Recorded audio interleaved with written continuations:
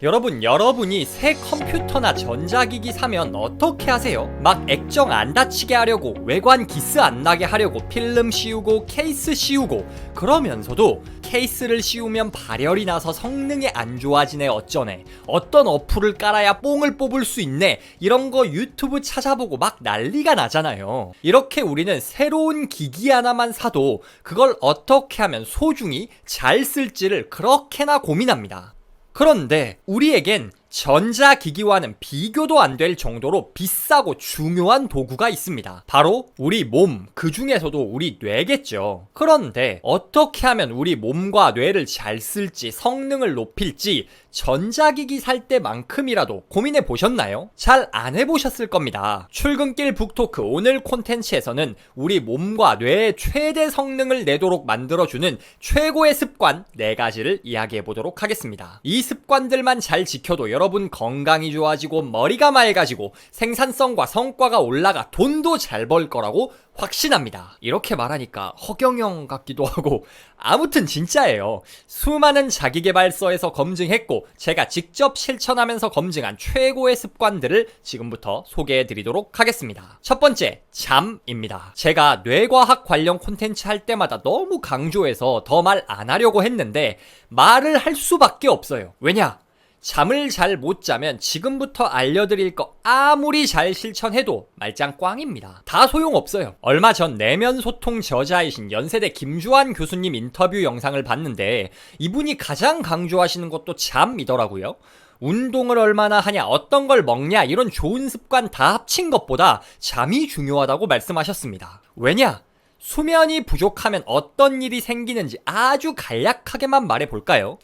6시간 이하로 자거나 10시간 이상 자는 사람들은 7, 8시간 자는 사람들에 비해 치매 발병률이 2배 더 높습니다. 거기에 암, 심장마비, 뇌졸중 발병 가능성도 2배가 올라갑니다. 뿐만 아니죠. 감정 기복도 심해지고 피부, 장 건강 다 안 좋아집니다. 그냥 잠을 제대로 안 자는 건 우리 몸과 뇌를 망치로 부수는 거하고 다를 게 하나도 없습니다. 이러니 강조를 안 할 수가 없죠. 그렇다면 잠을 어떻게 자야 하냐? 7, 8시간 자면 됩니다. 물론 예외가 있을 수는 있지만 지금까지 수면에 관련된 모든 연구들에서 찾아낸 적정 수면 시간이 7, 8시간 정도라고 합니다. 그런데 단순히 시간만 채운다고 중요한 게 아니죠. 똑같은 시간 자도 개운한 사람이 있고 피곤한 사람이 있잖아요.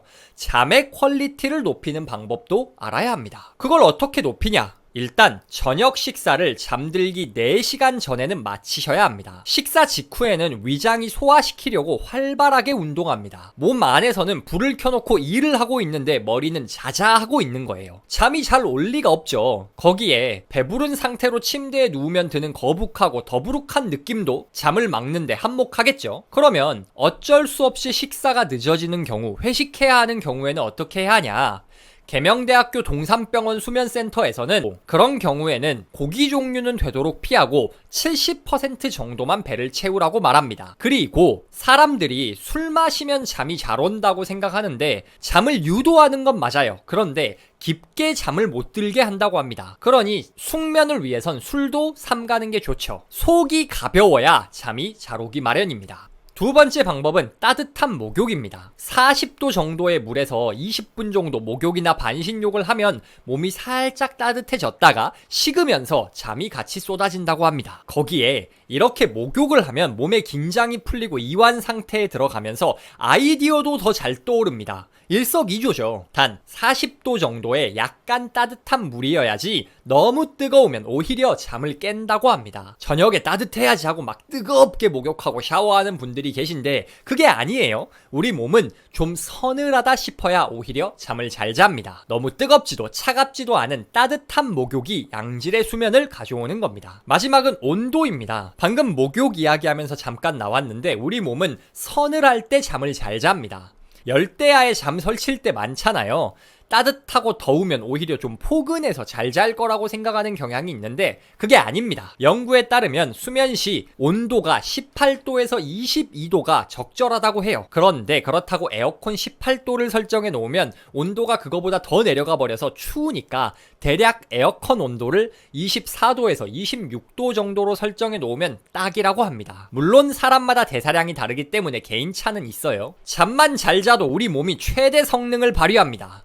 이후에 소개해드릴 식습관, 운동, 이런 습관들 전부 중요하지만 잠을 잘 못 자면 아무 소용이 없습니다. 그러니 제발 자기 직전까지 먹고 스마트폰 보고 술 마시고 하면서 잠을 망치지 마세요. 잠이 최고의 보약이라는 말은 진리입니다. 두 번째 비결, 점심 소식입니다. 점심을 하면 진짜 우리 뇌가 완벽하게 깨어나고 생산성 성과가 급상승합니다. 평상시에 업무 루틴을 한번 떠올려 볼게요. 오전은 그래도 할만합니다. 별로 안 힘들어요. 집중력도 유지되고 잠이 오지도 않습니다. 그런데 점심 배부르게 먹고 커피 한 잔 때리고 딱 책상에 앉으면 어떻게 되죠? 눈꺼풀이 천근만근, 머리도 돌덩이처럼 굳어있고 그렇지 않나요? 이게 다 점심을 많이 먹어서 그렇습니다. 음식을 소화하는 것도 다 에너지를 쓰는 일입니다. 우리 몸의 전체 에너지는 한정되어 있는데 점심을 많이 먹으면 그거 소화시키느라 소화기관이 더 많은 에너지를 가져가죠.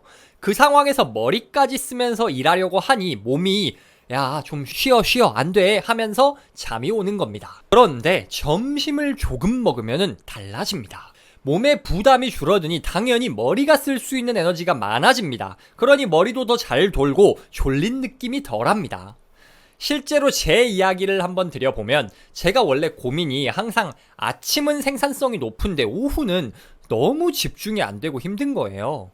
일단 깨어있어도 집중력 자체가 너무 떨어지고 자꾸 졸리니까 중간에 20분, 30분 자게 되는데 자고 일어나서도 머리가 멍합니다. 그래서 어떻게 해야 되나 이것저것 연구하다가 점심을 딱 김밥 한 줄로 해결하기 시작했습니다. 제가 원래 음식을 조금 먹는 편이 아니에요. 원래 식탐도 많고 잘 먹습니다. 그런데 김밥 한 줄만, 그것도 천천히 먹습니다. 원래 우리가 많이 먹는 게 빨리 먹어서 그렇습니다. 배가 포만감을 느끼기 전에 더 집어넣으니까 그러는 거거든요. 그런데 김밥 한 줄뿐이지만 천천히 씹으면서 먹으니까 먹는 동안 약간 소화가 되면서 몸에 에너지가 돕니다. 그러니 막 배부른 느낌까진 들지 않지만 참을 만한 상태가 됩니다. 이렇게 소식을 하고 일하면 피곤하거나 졸리지도 않고 집중도 잘 됩니다. 원래는 2시, 3시면은 좀비가 됐는데 저녁 시간까지 좋은 컨디션이 유지가 됩니다. 컨디션이 좋고 일도 잘 되니까 기분도 좋아집니다. 정말 뇌 소프트웨어가 한 단계 업데이트 되는 느낌이에요. 물론 이렇게 하면 단점이 있습니다. 늦은 오후 4시, 5시가 되면 배고파요. 그럼 저는 이때쯤 단백질 바를 먹습니다.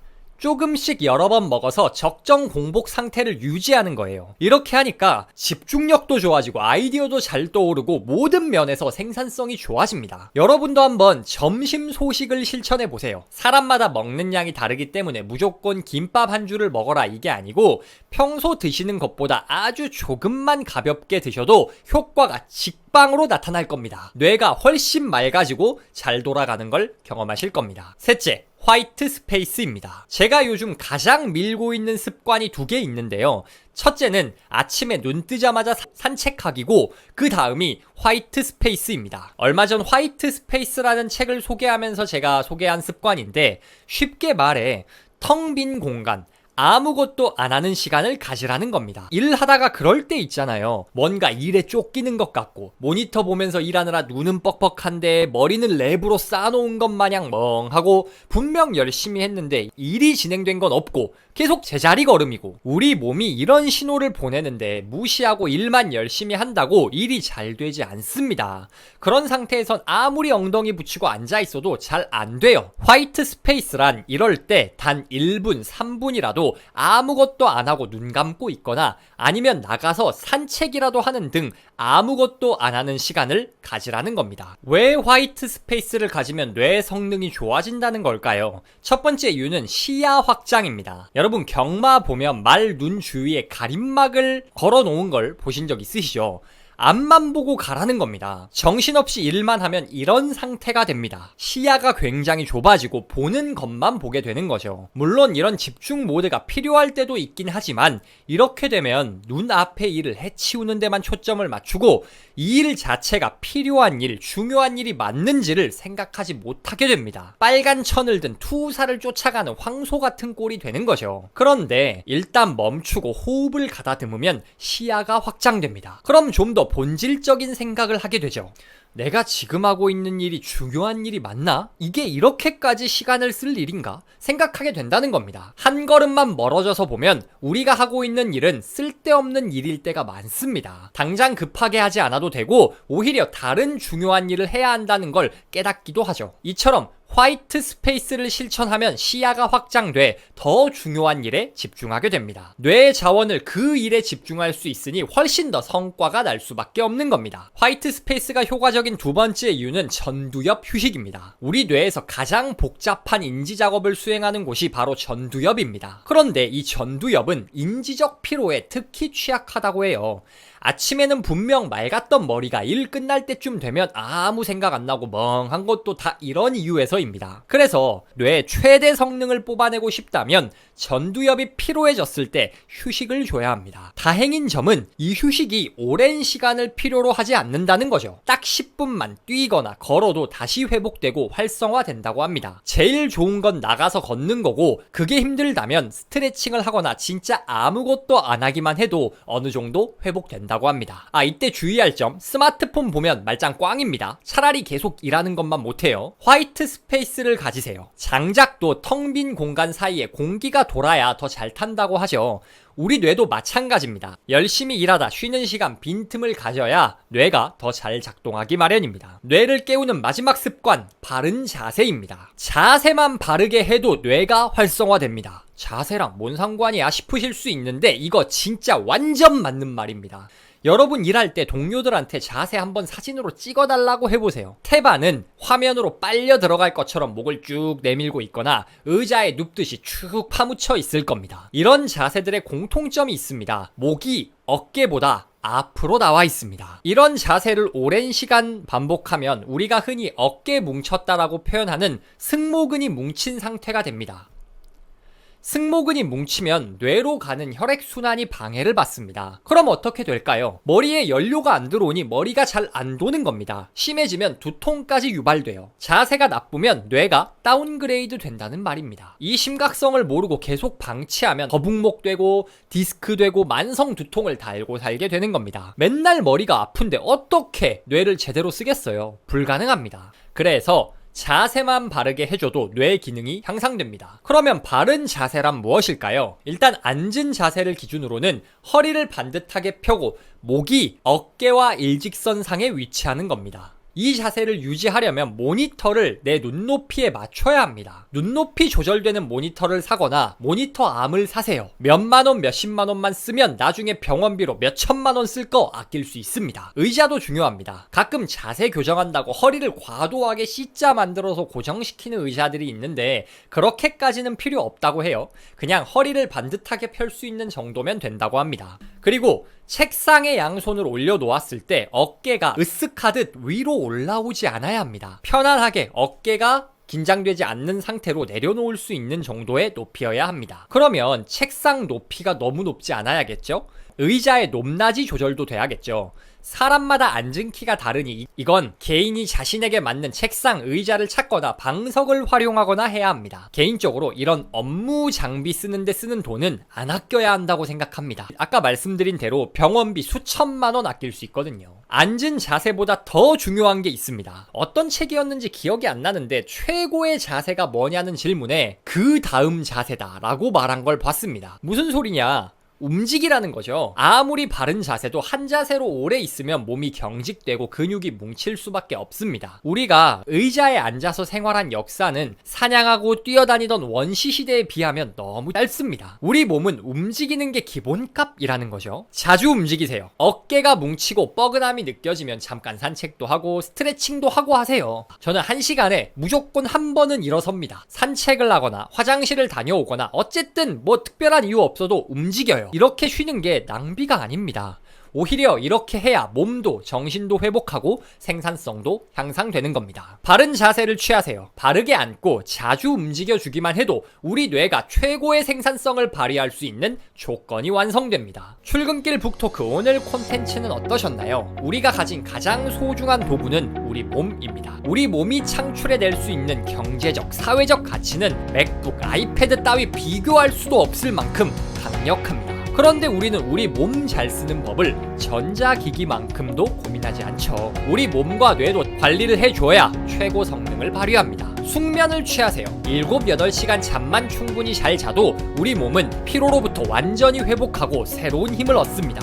소식하세요. 소화에 사용되는 에너지만 아껴도 뇌가 쓸 수 있는 자원이 늘어납니다. 적어도 업무 중간에 껴있는 식사 시간에는 평소보다 조금 적게 드셔보세요. 화이트 스페이스를 가지세요. 멈춤은 시간 낭비가 아닙니다. 더 큰 도약을 위한 준비입니다. 공기가 있어야 장작이 타듯 텅 빈 시간이 있어야 생산성이 향상됩니다. 바른 자세를 유지하세요. 바른 자세만 가져도 뇌에 혈액이 잘 들어가고 뇌가 더 잘 작동합니다. 두통을 달고 살고 통 집중이 안 된다? 자세를 점검하고 스트레칭을 하세요. 오늘 말씀드린 4가지 습관은 여러분이 오늘 당장 지금부터 실천할 수 있는 것들입니다. 어떤 습관이 가장 와닿으셨나요? 그 습관을 어떻게 실천하실 계획인가요?